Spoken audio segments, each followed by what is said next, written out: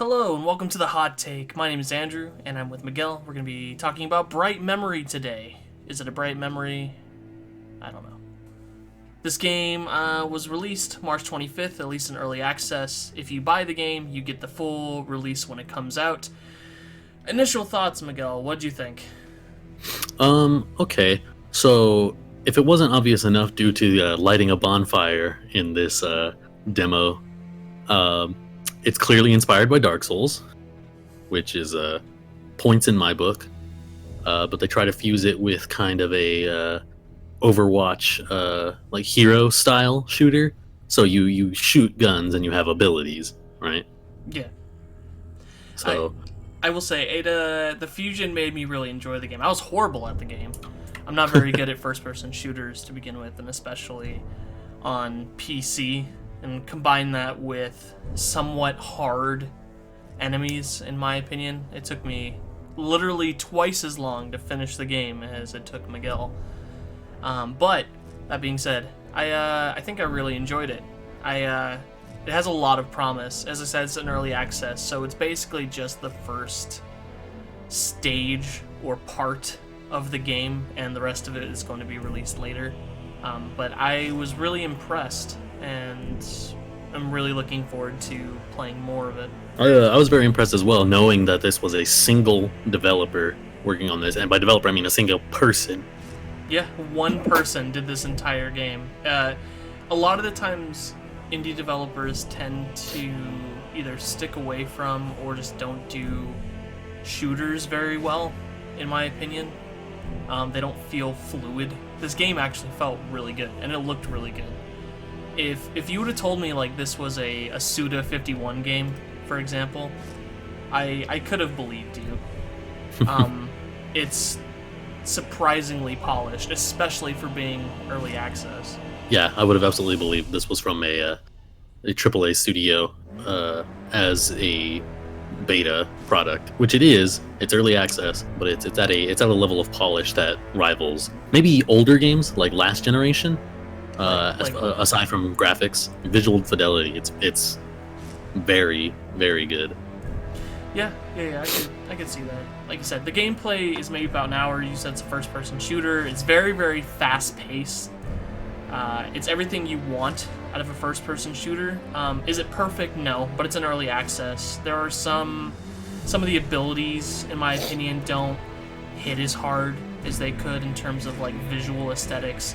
One of the main components of the game is like this sword play, which I thought was really fun, but maybe just a little bit more visual flair to it. A few more varieties of guns.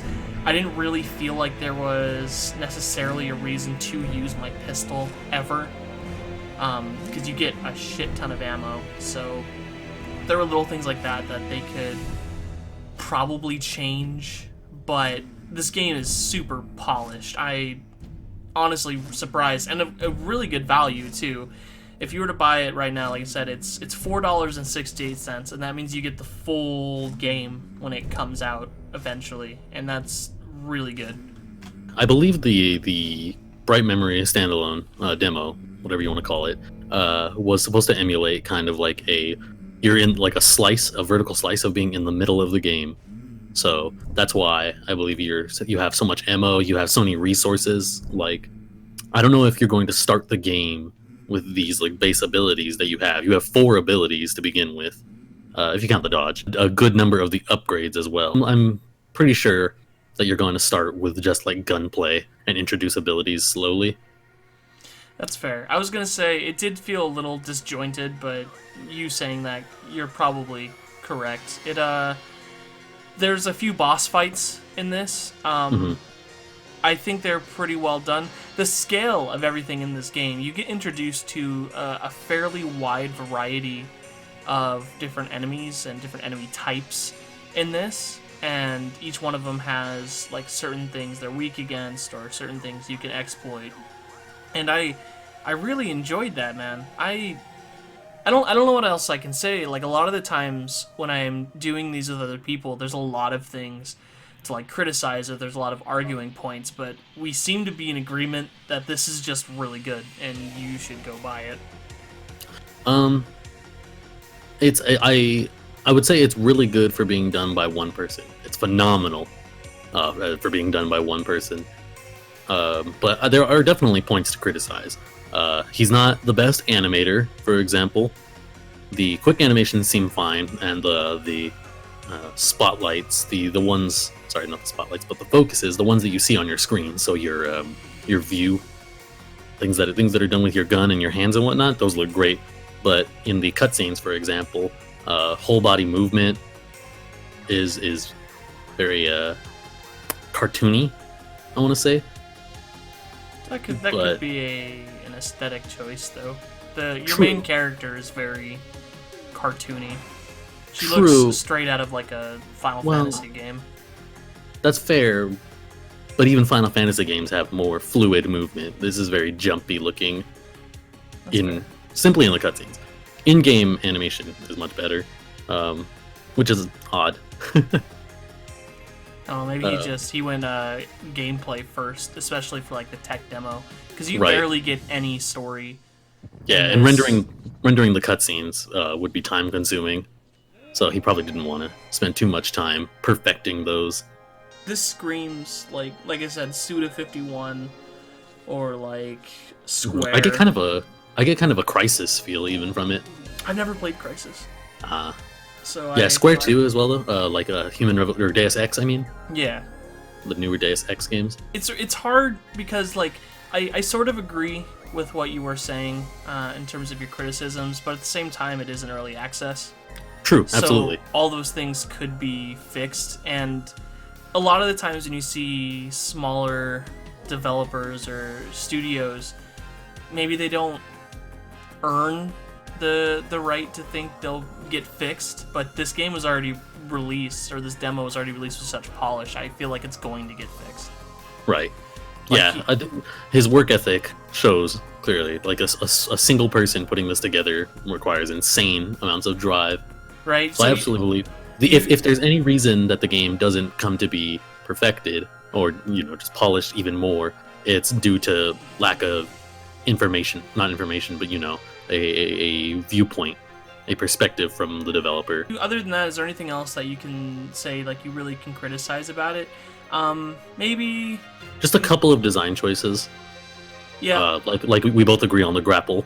It's awkward that you have to basically. So there's a prompt to grapple onto certain things, like especially when you're jumping over obstacles and just dead drops, places where you'd fall to your death, where the prompt doesn't come up until you're right at the edge of the platform, which could be he either intends for you to quickly respond and pick these things up, or it's a lack of foresight that people would not be able to recognize these grapple points as quickly as he's placed the prompts. So if they would appear sooner or be a little more obvious, that could be remedied. I feel like they should just be a bit more lenient. This game, I think, kind of prides itself in being lightning fast. And in order for you to correctly do it, sometimes you have to completely stop moving in your momentum and then like go back, jump, make sure you get it. Whereas if you were just to make that more lenient, then it would just keep the action going and it wouldn't be a problem.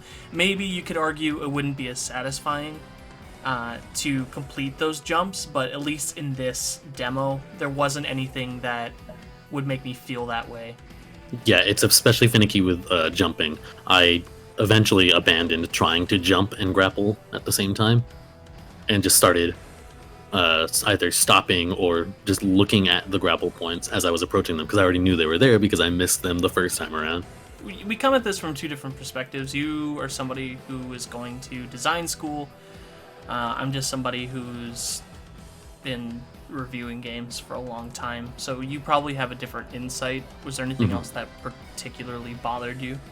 It didn't bother me, but from a designer's perspective, I would like more feedback on what kind of damage you're doing. So the health bar on the boss was fine because you could kind of directly see, like, actually all of your abilities do a relatively uniform amount of damage. but when you're just shooting mini bosses who have no health bar, it's impossible to tell how effective you're being. Sure. So a little more feedback from the enemies, I would appreciate. Whether it's that they are more staggered or they show more signs of damage, or you just give damage numbers, floating numbers that pop out. One thing I could say, the skill tree seems kind of small, but I don't know if that's just because this is a demo and they don't want to like show everything. I keep saying they. He doesn't want to show everything that he has in store. We should say they. We don't know if it's a he. Oh, that's fair. I was saying they as in like multiple people, but you're right. You didn't have to blow your cover. You could have just rolled with it. Yeah, I'm not too proud of myself to admit when I'm wrong. This game is really good. I think we should score it at this point. It's short. There's not a crap ton to talk about. But as someone who doesn't like Souls games, I can tell this was inspired literally, like you said earlier. There's literally a bonfire in it. It kind of took the elements I do enjoy about those games and really upped the speed. It's very forgiving in comparison as well. It is. I really like the dodge system in this. It feels good to dodge like these gigantic enemy swings and things like that. Yeah. Go ahead. I was a bit not annoyed, but not having stamina and having to manage my dodges. At first I was like, oh well, this is easy, this is cheese. But it's I can see that it's for the sake of the fluidity of combat, so you never run out of dodge. You're never slowed down by that. So I can understand the perspective. That's fair. I'm like teetering on the edge between two scores. I think I'm gonna give this an A-. I really liked it. I think you guys should go buy it. Support this indie developer. They deserve it. So go support them. At least that's my grade. What do you think? I easily agree with that. A-, right in the bag. It's insanely well polished. Like that's from someone you're not really a fan of indie games either. Typically, like not that you're not a fan of them, but you just don't. Typically. Right, but yeah, often I'm disappointed in them. Yeah, exactly. Because I expect this level of quality. If you're going to be putting something out, I want you to be, a perfectionist about it.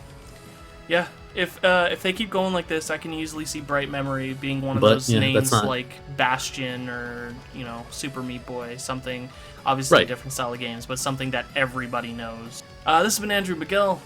This is a hot take. We'll be back a lot. We're quarantined like everybody else, so this'll date this, and you'll know exactly if you're watching this down the line. Well, that and when you announced when the game came out. Oh, right. March 25th, 2020. Maybe that's why this game is getting so many reviews right now. Everyone's like at home. Anyway, we'll see you guys next time. We'll be back somewhat soon with some more games because we don't have anything else to do.